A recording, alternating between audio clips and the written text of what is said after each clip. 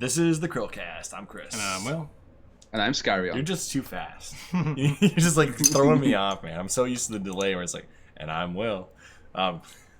Sorry. So today is Wild Card. No, I'm sorry. Yeah, it's Will. Wild Card Wednesday. Also known as, for today anyway. It's a conversation with Skyrionn. Well, conversation with the CHRILLCAST. With Skyrionn. With Skyrionn. Whatever. Skyrionn, tell everybody about your channel. So I make timeline and lore videos. I used to make Sims videos and top 10 facts, but I fell in love with the lore behind video games and how the worlds were constructed to tell a narrative. I like storytelling. My main series that people seem to like are the Fable videos, but I also look at Half-Life and Bioshock as well, and Portal. And everything else in between, like The Sims. Oh, and The Sims. Well, who doesn't like The Sims? You know, there's actually some people I've met, they're like, man, The Sims, I have never played The Sims. I still have the original version. Where have you been? I don't know. I've managed to miss out on that entire thing. They had it on like every single console, like the PS2. They had it on the DS, They the had PSP. it on everything, yes. I don't know how you've not played The Sims. It's brilliant. You get to make people, build houses. Some people like get set on fire accidentally. You know, people use it for bad things. People make good relationships and stuff. It's a great experience. People like to test out, you know, how much it would take to make somebody have a psychotic breakdown. You know, that kind of stuff. You know, all that fun stuff. Mm-hmm. So I guess Will should ask you your first question. Yeah, so question number one. What inspired you to create your YouTube channel? So I was in a restaurant job, which I wasn't very happy, and I graduated from university about a year before in film, and I realized that I wasn't using my degree at all. I was just doing a job that I didn't really like, and so I created a channel to, you know, have some creative outlet. And then I left that job and I'm at a new job now, but still it just continued.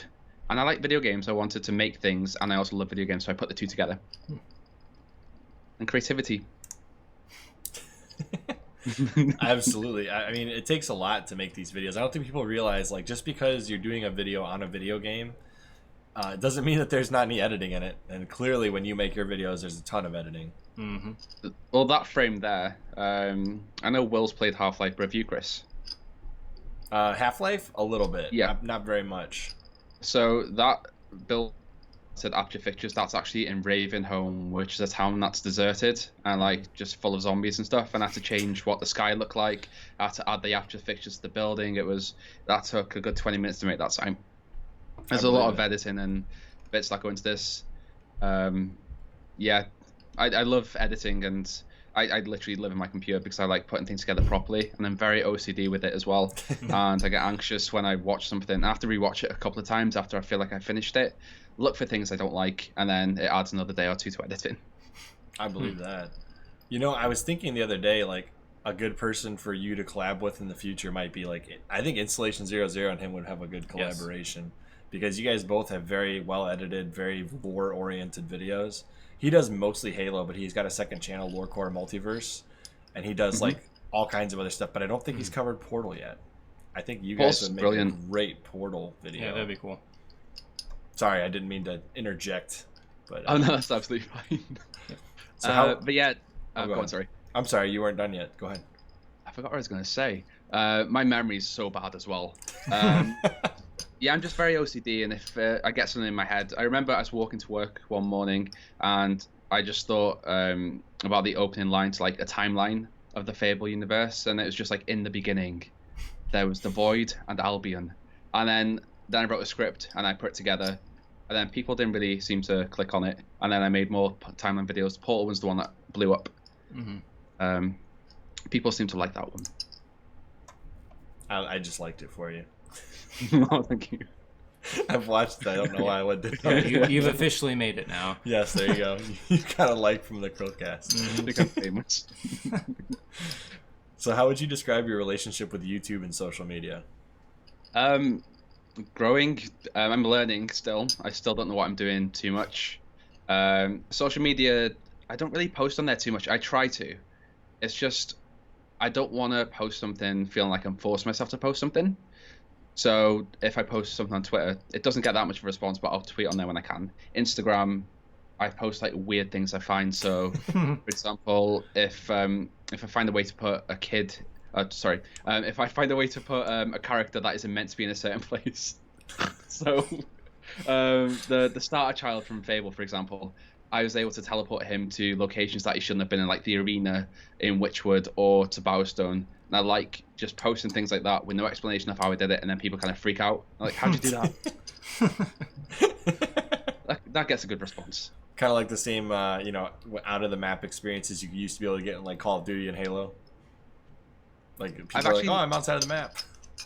Yeah, I remember like getting out the map for the first time in Team Fortress 2, and it's stuff like that. I love breaking a world that someone's put so much effort into putting in, into creating, and just kind of exploring what you're not meant to be able to see. I always liked in Super Smash Bros. When you could fake playing as Master Hand. There was a way to do it. Yes, was that on Smash Bros. Melee for the GameCube? I think it was Melee, yeah. Yeah. It always cracked me up because it's like you're loading in and it's like, oh, I'm Master Hand. Get me now. Yeah, that's cool. I didn't even know you did the Instagram thing all that much other than you had one. So, because I don't actually have one. Our channel doesn't. No. We need to make one. We don't have one. Mm-hmm. Maybe Will can manage that. I'll do something. Yeah. I've heard it's really good for building, but it's I don't know. It's posting things that you want to put on there instead of just posting something for the sake of posting. Mm-hmm. Again, I'm quite a perfectionist with the kind of things I put out. Yeah, and by the way, guys, if you're watching this video and you're one of our 500 subscribers or whatever, go follow Skyrionn on Twitter. He needs more followers. It's ridiculous how little followers you have versus how big of your videos are huge. They're awesome, and you have like no followers on Twitter. I'm so confused. I feel like there's growing. Yeah, there's a couple of posts where there's a couple of posts where like I'm the only like. It's like, how is this possible? I know. Speaking of, oh, go ahead. And I was just about to say, yeah, my tweets never get any likes, but again, I don't post on there that often, and I think that just deters me. People don't like them. Well, you do have the community tab, and that seems to be working out for you. Mm-hmm. Oh, yeah, that works out pretty well. I like that.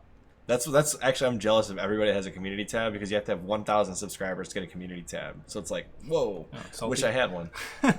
I would be polling people to find out what they want us to cover next instead of having to guess every week.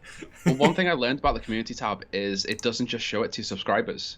It also shows it to people that like similar games. So I posted what made you hit that subscribe button, so I kind of knew what kind of direction to go in with the channel. Mm-hmm. And someone just posted saying, I don't know who you are. And I was like, okay. Nice. I had no idea that worked that way. I learned the hard way. Yeah. Also, you didn't put the the correct answer for me, because I don't think you put the top 10 facts for Fable. Yeah, I kind of forgot those happened because my channel's now so dedicated to timeline and lore. Mm-hmm. I know I had some people that joined for the top 10s, but I think I was at about 450 subscribers or something like that, and then I moved on to the timelines, and that's when people came in.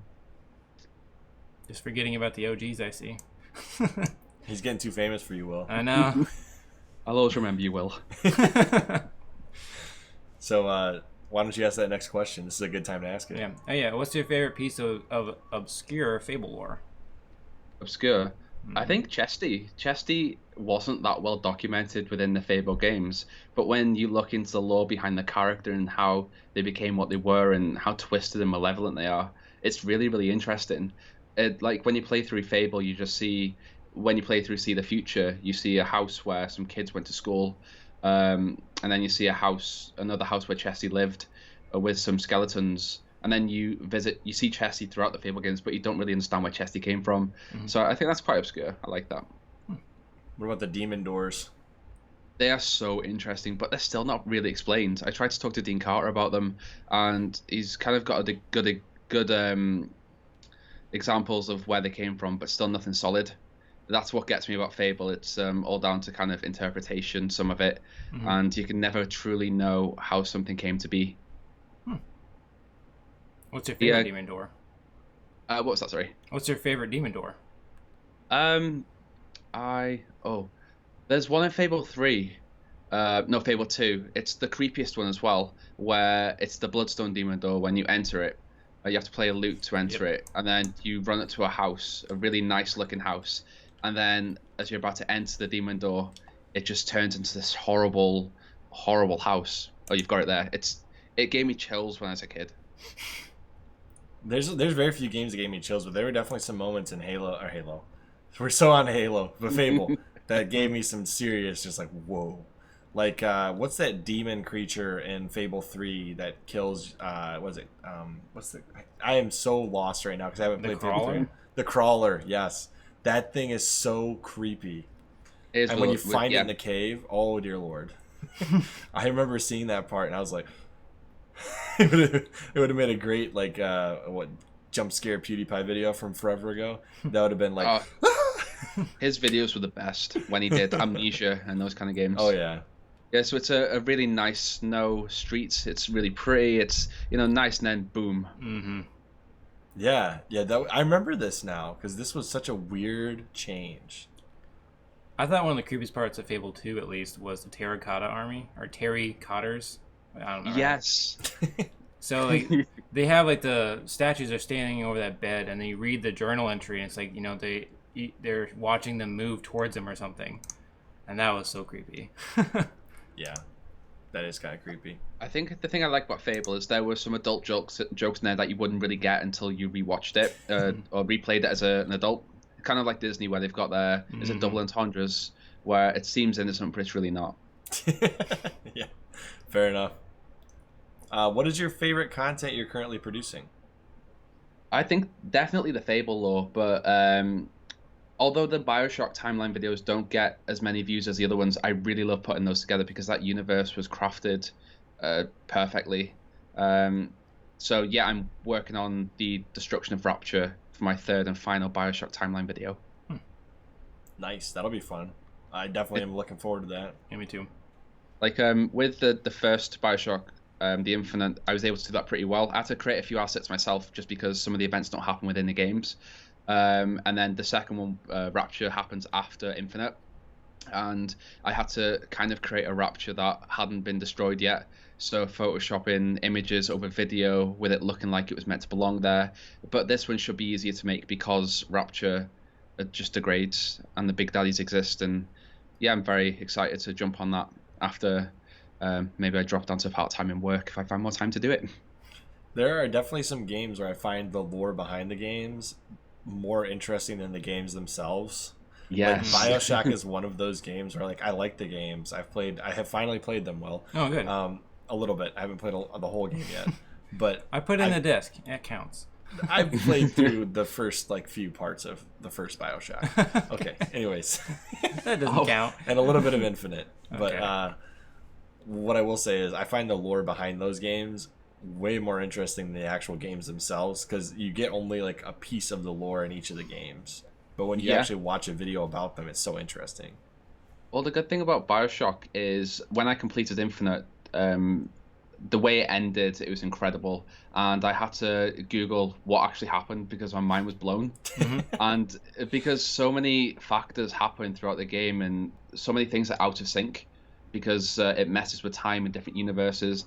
And that's why I really enjoy making chronological timelines because it kind of puts everything into order. And like there's characters that you don't understand why they're acting the way they're acting because they don't really explain it unless you find all the Voxophone tapes that kind of tell their backstory in little pieces. And if you miss one Voxophone tape, you're missing a piece of the story. So it was good to kind of put everything together. But BioShock, that's definitely one of the most well-written game series. And BioShock 4 as well. That's coming out at some point. Okay. At least it's not like Halo 4 where you had to read an entire trilogy of the Forerunner saga to figure out what was going on. Yeah. You can still play feel BioShock like and not know what's going on and be perfectly happy. Fair You enough. can still enjoy it. Yeah. I feel like I've missed out on a lot of good lore because one of my followers and actually moderators now, Sarclown, he is obsessed with Halo, and I've played Halo 3 Forge, and that's it. I've not actually played through the Halo games. What? Please don't End kill this the interview. now. Interview's over. No, Yeah. we're not a Halo channel, but we love Halo. Yeah. I played Halo with a few followers, and I realized that I'm the annoying one that'll hit people in the back with the sharp, pointy the glow sword. Oh my god. The energy The glow sword. sword. I'm gonna call it that from now on. I'm so sorry. That's okay. I won't hold it against you. So when you collab with Installation 00, you need to make sure that you don't call it a glow sword. Oh man. Let's see here. Did we get to? We just did this, right? Yes. So you're up now. Yeah. Will. So what is your favorite era of the Fable universe? I'd definitely say the original. I feel like the further they like with Fable 1, it was fantasy, it was magical. And then when you got to Fable 2, they'd introduced guns and it became a bit too much industry. I still enjoyed Fable 2, but not as much as Fable 1. And then Fable 3, it was too industrial. Like the story was okay, but I'd say my favorite era was the Age of Heroes, which is why I'm excited for maybe the new Fable to show the destruction of the guild, and it'll still have magic and it'll still be Fable-y. Yeah, it's my favorite era as well. I mean, I really like Fable 2 a lot, but I don't know. Fable 3 just didn't do it for me. What's your least favorite? Or not least favorite? Yeah. What's your least favorite era? I'd say the industrial. It just kind of you'd fight robots, and it just wasn't the same as fighting like hobs and trolls and Balverines. But the Balverines that look like actual animals instead of what you got in Fable 3, which looked all distorted, and I wasn't a fan of what the monsters looked like in it either. But you did like the Crawler, right? Yeah, the Crawler was a really well written character because it had origins back to the original hero, because the Crawler came from the corruption that infested William Black when he entered the Void to fight the Jack of Blades originally, and the Crawler became its own entity and then tried to take over Albion. So I like that. I feel like in Fable 3, some of the characters just didn't have the quality of writing that characters from previous Fable games had. I felt like the Crawler kind of was the savior of Fable 3. Yeah, brilliant character. It was so fun playing I sit with him as the adversary. Yeah, I'll say that the DLC was more fun than the actual game. Yeah, it was a Faraday Island. Yeah, that was I love that. Yeah. That was amazing. I bought all of the Fable 3 DLC. I pre-ordered it and got the big book. It's like a leather-bound book, and then you got the Fable game, then you got a coin and pack of cards as well. And I think I still got that somewhere in my family's house in Wales. They used to do some pretty cool limited edition stuff with the Fable games. Yeah, not really. I mean, like Fable 3 has limited edition, but then Fable 2, I have technically a limited edition, and I think it comes with music or behind the scenes DVD. And I bought a limited edition like art book manual. I guess I'm just remembering the Fable 3 one. Yeah, Fable 1 just had like the limited edition was essentially just like the game with a bonus content CD. That was it. That you can't. Oh, go on. Sorry. Oh, sorry. I think one of the Fables limited edition was meant to come with a cast of a hob, and then they took it out of what it was meant to come, and then people were outraged about that. It would have been cool to have a hob, just to have one. Yes. The hobs are an interesting part of the Fable lore. The other thing that I thought was interesting, some collector's editions actually have differences in the European region. Like for some reason, a lot of European released games have better like special editions, especially for RPGs, than the US ones do. Like for example, the Persona 3 Portable game in the US, it was just the card. They didn't have a limited edition at all, and then they waited to release in Europe for like an extra year, and it came with the soundtrack, the art book. It was like a ridiculously big version of the game, and so now I'm just picturing like I wonder if Fable 2 or Fable 1 or even Fable 3 got a different release in the UK, especially with it being based the studio based over there. And I mean it's a game about the history of England, isn't it? Yeah, well, England was called Albion. Yes, it was at one point. Yeah. And I guess Bowerstone's meant to be London. Yeah, and you've got the different dialects as well. So you've got the Scottish accents, you've got the Welsh, you've got the English, the Liverpudlians. Not sure how familiar you are with accents in the UK. I'm not that familiar. I'll be honest. But it's got a good variation of what makes England England. So I like that, and the map of Albion kind of looks like the UK as well. So I like that. So I know that Fable 4 was planned to be kind of a Victorian themed. I'm sure some concept art was released as well of like a Balverine on a train pretends to be a human, because at that point they'd evolved. And I'm sure I read somewhere, don't quote me on this, that there's meant to be a Jack the Ripper quest where Jack the Ripper's actually a Balverine. Oh my gosh, that would have been so That'd epic. been cool. Like, I feel like the original creators of Fable had such a great plan for the series, like, and they probably had it going far more forward than we even know about. Yep. Yeah. Fable in space. Yeah.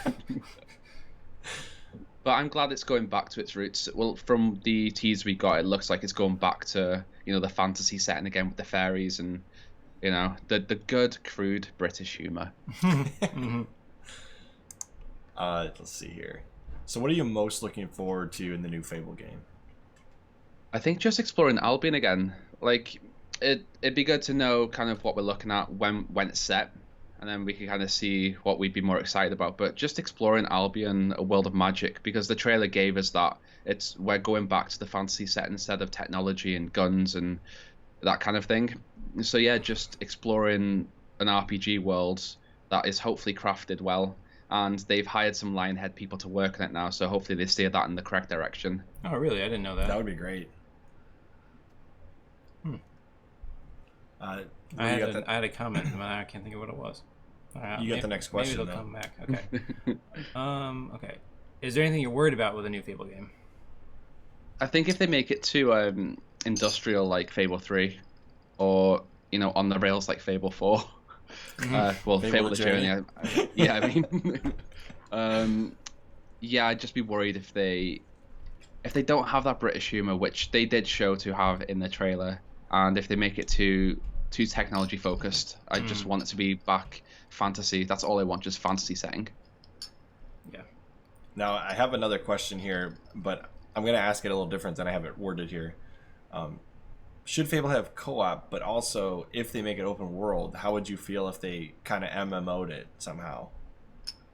So with co-op, I really like the co-op system they had in Fable 2 and Fable 3. So you could have your henchmen, they could jump in, jump out whenever you wanted. So it's kind of there if people want it. It's you know, it's just optional. People can play the way they play. MMO, I've got a weird dislike towards MMO. So I like World of Warcraft. I love that game. And I love the Kota series as well, if you played those. Knights of the Republic. Love Knights of the Republic. I love those for the Xbox, the number 1 and number 2. And I was very excited when they were releasing it, an MMO of it. And again, I just got bored. It just didn't feel like an original Kota game. Same with the Elder Scrolls. I pre-ordered that and I played it. I play MMOs with my sister because she's into all this kind of stuff as well. But again, we just kind of get bored. We like just a game, a single player game, or just one we can jump in, jump out. That's kind of how I feel about it too, honestly. Like, I really hope that the next Halo game does not become like an MMO, and I also hope the new Fable game is more like the co-op from the previous games, like you're saying. Yeah, I don't want an MMO for sure. Like, I don't want people going and destroying the world or changing it before I had a chance to explore. That's the problem that I have with Destiny, because people are so pumped about like the live events that come in and change things. But you know, if I haven't played for a couple months, I don't necessarily want to go back because I want to play what I was playing before. But because it's like a live service game and it's sort of an MMO, it's not gonna be the same game. Yeah, exactly. I think my best example of that is RuneScape. I played RuneScape and they updated it and you got the new fancy graphics and they changed everything, and it just didn't feel like the same game anymore. It wasn't the RuneScape that I loved. It was a completely new game that they'd kind of catered to a new younger audience that just wanted flashy things. That's disappointing. All right, well, you got that next one. All right, so what's your favorite Fable game and favorite game of all time? So my favorite Fable game is Fable Anniversary, which is kind of obvious now because the majority of my content is about Fable Anniversary. And I'll do some Fable 2 and Fable 3 stuff as well. Favorite game of all time? I'd definitely say Bioshock Infinite's up there. Okay. I love that game. The Kota games. I'd say either Knights of the Old Republic 2 or Bioshock Infinite. Both of those are incredible games. Knights of the Republic 2 with or without the restored content mod? With. Okay. I wasn't sure if you played it that way. I definitely prefer the restored content mod version. Like I play it with both. I like having what should have been in the game, like just exploring more of the game because it's such a well-crafted world, and yeah, I love. And again, incredible characters like Kreia, incredible character, well written. You hate her, but you like her at the same time. Yes. Now, here's a question for you. I don't know if you've noticed, but we covered KOTOR earlier this year because they were talking about a remake early, like first thing this January, February, March timeframe before all the craziness happened. Right. And it's just gone like total silence, radio silence since like June. I haven't heard anything from it yet. How would you feel about a reboot of the KOTOR series, and what would you want them to add or subtract? If they rebooted it, I'd be super happy. I'd pre-order it without seeing any trailers. I'd buy anything, any merch, anything, just to get another KOTOR game that isn't an MMO. As long as they keep up the level of writing, and the kind of like I think it was in KOTOR 1. I think it was Carthanasi, and he always seemed annoyed about something. He was always annoyed, and it takes you the whole game to figure out what was upsetting him, and it wasn't really anything. It's not even... That's so funny. But if they keep that kind of dynamic between characters there, I think that's what I like about Dragon Age as well. You kind of learn about the characters as you go. Just keep KOTOR the way it was, but just give it a good story. I think the lack of Fable is why I really got into Mass Effect and like a lot of these other RPG games that weren't Fable. You know what I mean? I even tried Skyrim for a minute, but I just not as much as I like Fable. Not fun. It's first person. That's why I can't. But I always liked KOTOR before I even liked the Fable games. And then once I've played KOTOR and then moved to Fable, I was like, this is a great series. I feel like they kind of complement each other really well. Well, I only played Mass Effect because I was a bit sad about finishing KOTOR for the 200,000th time, and I was looking for a game that was similar, and I was told that Mass Effect was very similar in terms of combat and kind of space, and I like space games. And so that's how I got into Mass Effect, and I'm so glad I did. And unpopular opinion, I loved Andromeda as much as I loved the first 3 Mass Effect games. I just didn't like the actual game mechanics as much. I have a really hard time going from the mechanics that were so tight in 2 and 3 to playing Andromeda. The combat system was completely different, I'll get that. Yeah, I never got a chance. Like, I haven't had enough time to play it to really get a I hold own of it, the but I combat haven't system. played it yet. It is so good. It's been all the issues with facial animations and those kind of things have been patched out now, and it's definitely a good game to play. I probably will finish it one of these days because I do just love the Mass Effect series. Is there any other series that you don't cover on your channel that you really love? I think what games I play. Dragon Age. I'm looking to move into doing some Dragon Age lore. I did a poll a while ago asking people what they kind of wanted to see, and Dragon Age and Skyrim were well up there on what people wanted to see. But I feel like there are so many great creators for Skyrim already, and I don't really want to jump into that. But Dragon Age isn't covered that well, I've been told. I've not done my own research on it yet, but definitely I want to go into the Dragon Age universe. I'm actually playing through Dragon Age Origins at the moment. Instead of playing it to enjoy it, I'm playing it to pick up everything, every little piece of lore I can find, and slowly getting through it. Well, what a time to have been one of the biggest Fable content creators on YouTube, though. I know. It was crazy. I just wasn't expecting it. When there were rumors about maybe a new Fable trailer dropping at the press conference, I was thinking this could work out well for me. This could boost my channel a little bit, and that's why I was so eager to get out an analysis of the first video, because I was able to use my degree to analyze each frame. And then I made a bigger analysis video maybe a couple of days later, and that definitely helped the channel. And I'm gonna definitely focus on all the new Fable teasers that come out and analyze them to the best I can, because I feel like I know a lot about the world now, about the lore, and I'm able to be like, you know what, I actually know something. You should cover Kingdoms of Amalur. Oh yeah, that's a good one. Yeah, well, I played that. I played maybe 4 or 5 hours of it, and I think I moved on to another game and aimed to go back. So I'm in a town at the moment where some spiders were attacking the village, and that's all I remember about Kingdoms of Amalur. But I liked the combat, and I did like the aesthetic. But now it's being remade as well. I'm not sure if just to wait for the remaster before playing it again. Okay. Yeah, I'm gonna buy it for my wife. It's one of her favorite games. Yeah. Anyway, I think there's a lot of lore in that game, so I think that's something that I know no one's covering it. The only problem if you were to do that one is there's no hint of a sequel. Maybe if I'm gonna buy a couple copies now. Well, it's like I'm buying 1,000 copies. Yeah, I know. I want the sequel.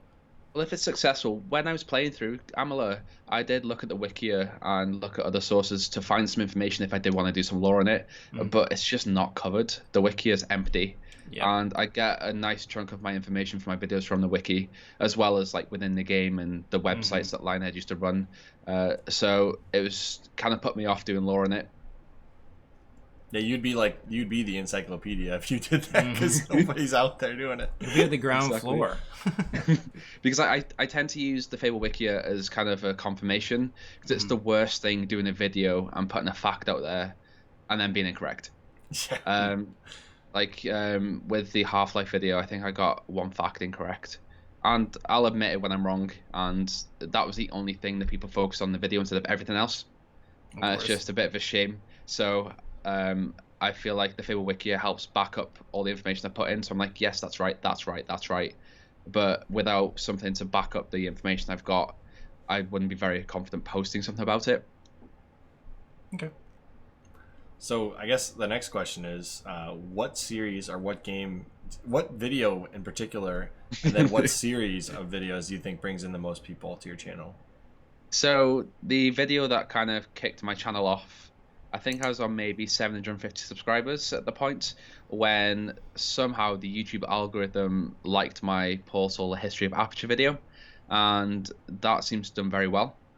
I remember the moment it kicked off as well, because I was playing The Witcher 3 and my phone, I got a notification on my phone, and then another one, and then another one, and then another one. It just kept blowing up, and I could see that I was just getting loads of views. I'm not sure what triggered it. I thank the YouTube gods for giving me that opportunity. And the video still gets views. It's still getting on average 1,000 or 2,000 views every 48 hours. It'd be nice if one of my other timeline videos got that attention, maybe the Bioshock ones, because they're my favorite ones, as well as the Fable. But I love the Bioshock because I just love the story. It's so complex. But that's the one that kicked my channel off. And my favorite series of the Fable lore, because I get to dive into a world that I grew up with, and it's so well told. Playing through the game, finding little artifacts around the world that you're not sure why they're there, and then there's actual lore behind these things. It's interesting. What was the most interesting piece of lore in this video that you remember having to kind of scrounge for? In the History of Aperture? Yeah. That just Cave Johnson himself. There was so much information about him that I didn't know. That his dad was a farmer, or a professor of farming, which is kind of an odd thing. And just how the events of all the portals linked up with each other, where Wheatley came from, the fact that he was created to dumb down GLaDOS, and then he kind of brought on his own personality, and well, he became what he did. Right. Oh, and Doug Ratman as well. How important he is to the timeline. He's the guy that was evading GLaDOS, hiding in those little nooks within the test chambers and saying the cake is a lie. One of my favorite facts, actually, it's not actually in the video, is the cake that they use was actually a cake that the creators of the game, from a bakery that was fairly close to them, that they really liked the look of. So they like the look of the cake, and then they put it in the game. That's funny. Yeah. I'm not gonna lie. I knew that Half-Life and Portal were relatively connected. I just didn't realize how well connected those two games are from a lore perspective until I watched they're in the your same video. world. So it's so weird, strange to me that they would be such different games, and yet they'd be part of the same lore. It's like almost like Valve just wants all their games to be connected. Yes. Yeah, I like that. I'm not sure if the Team Fortress games are in there just because they've got a different art style. Right. Yeah, that way they don't have to make a third one. Yeah. Yeah. But I did really enjoy Alex as well, Half-Life Alex. That is a brilliant VR game. I have heard really good things about the game, and everybody I've talked to that has played it loves it. I guess there's a non-VR version now too.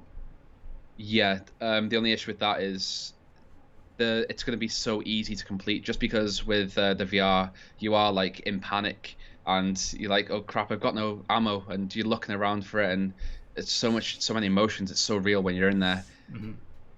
That's what the dev said. They're actually happy to have that mod in place. He's like, yeah, you'll get to see why the VR was necessary for this game to be so good. Mm-hmm. I like how Valve's just so open to that stuff. They're just like, you know what? Go ahead, do your thing. And the good thing about them as well is that they don't like push themselves to make games just because people want them. They'll take time to perfect them and make sure they're created well without like being pushed to deadlines and that kind of thing. They want a game that works before, pushing it out there. Plus, they're sitting on a mountain of cash with Steam. So much. Yeah.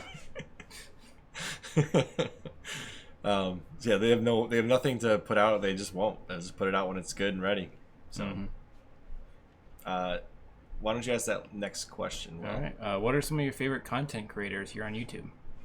Okay, so I like a mixed variety. I try not to watch other lore channels just because I don't want to kind of subconsciously affect the way I make my videos. But I saw this question and I was like thinking, oh, I need to have some good answers for this. So I've got my subscriptions. So I watch a lot of crime.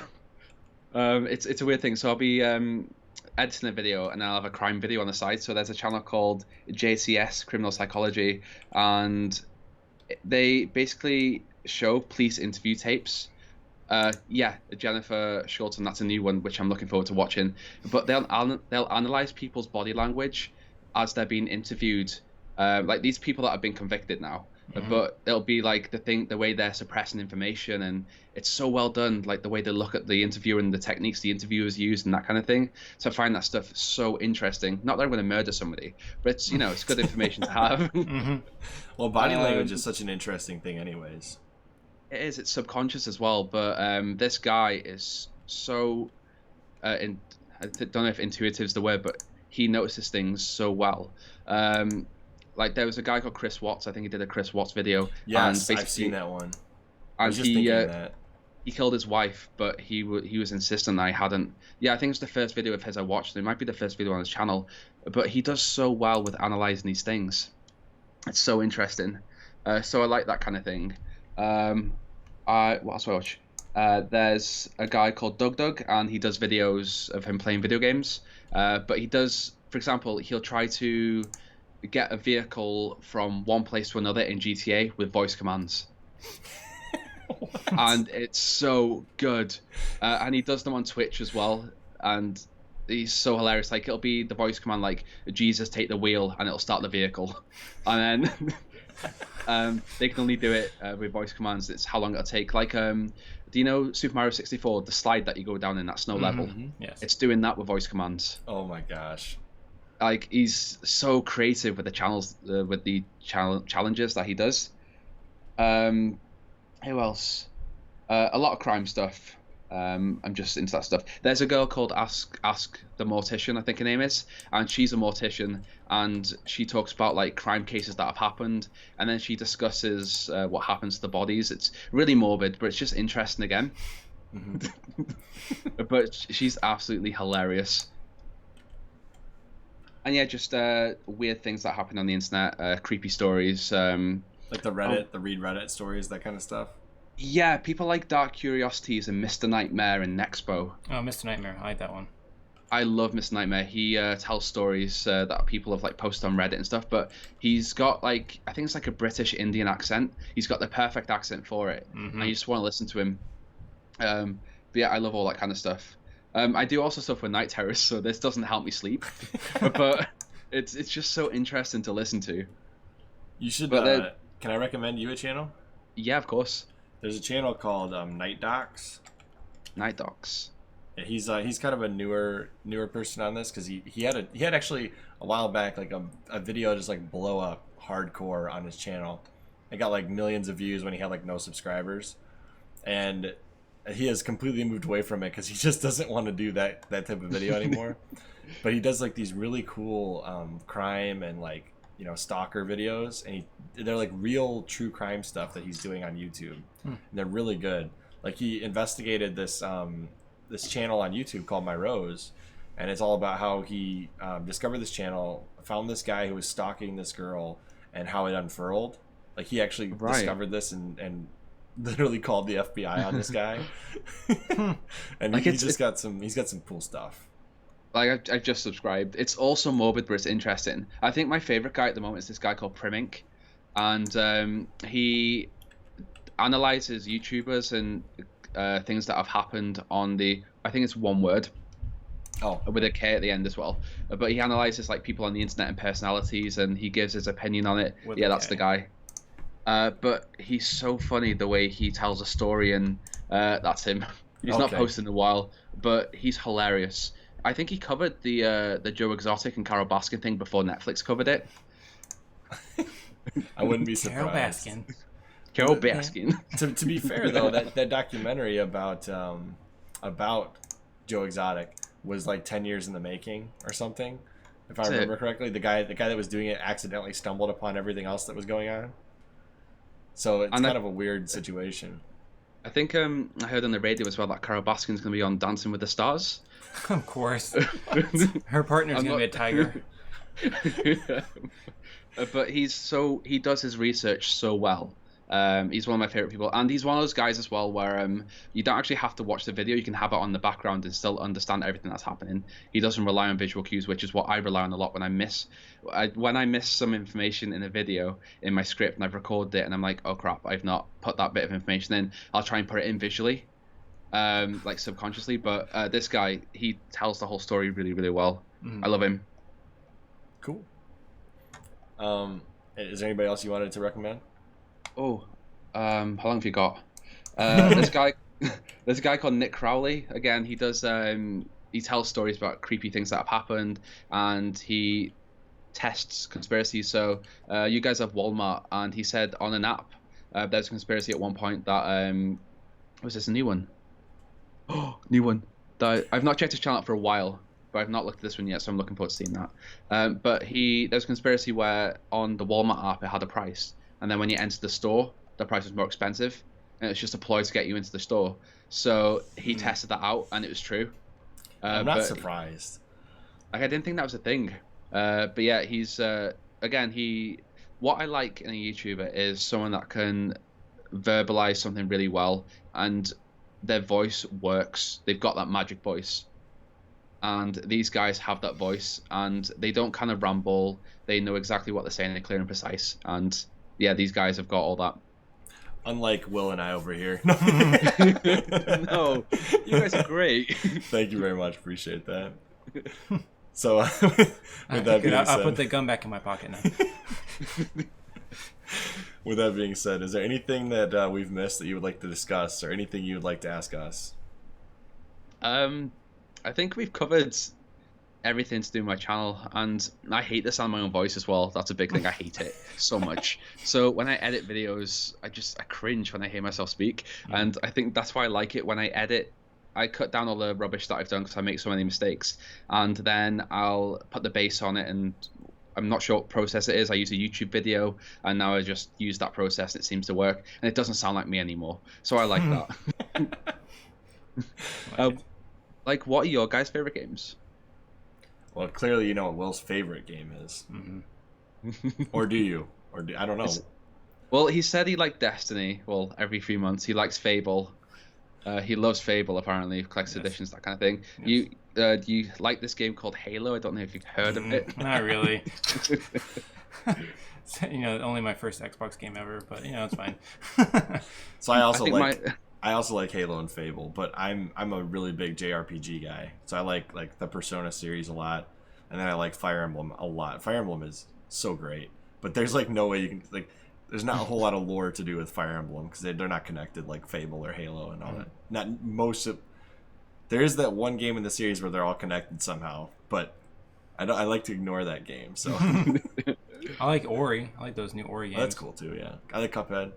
I don't like Cuphead. It makes me feel bad about myself. Pod Racer is my favorite racing game of all time.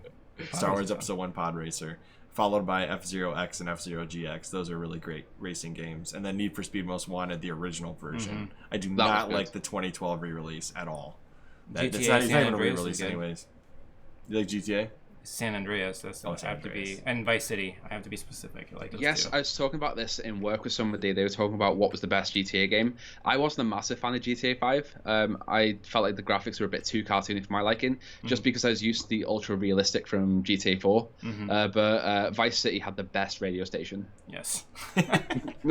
Yeah, there's like a Jeep or something you can steal, and I always drive around and I always had some kind of like Latin music on it. It was great.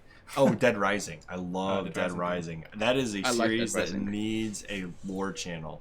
I've jokingly told Will I was going to start one several times. I haven't done it yet, but it's like from the standpoint of somebody from the outside looking in, it's just like a cartoony zombie game. But holy cow, is there like ridiculous government conspiracies going on in that game?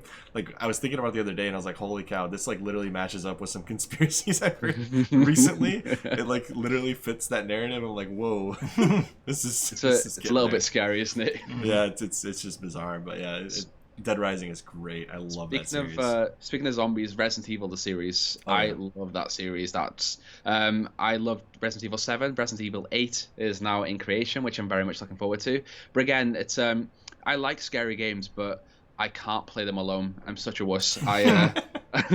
So I saw my sister, and then we played those games together, and she'd be the strong one, I'd be the one that got scared. And then I moved to England, and now with my partner doesn't play video games at all.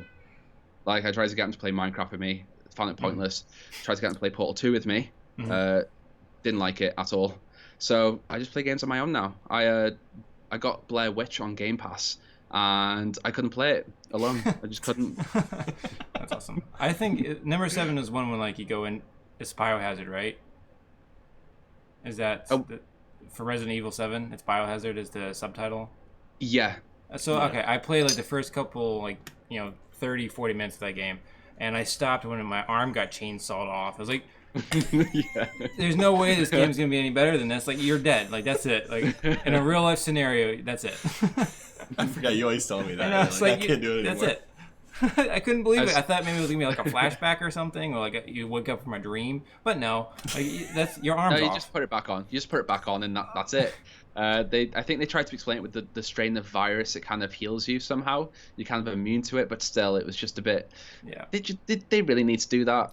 No, it was terrifying. It was for the shock value. Yeah. Well, at first, you're trapped in this house and like you're killing your girlfriend, okay, and you can't get out the window. It's like I'm smashing through the window, getting out of this building, okay.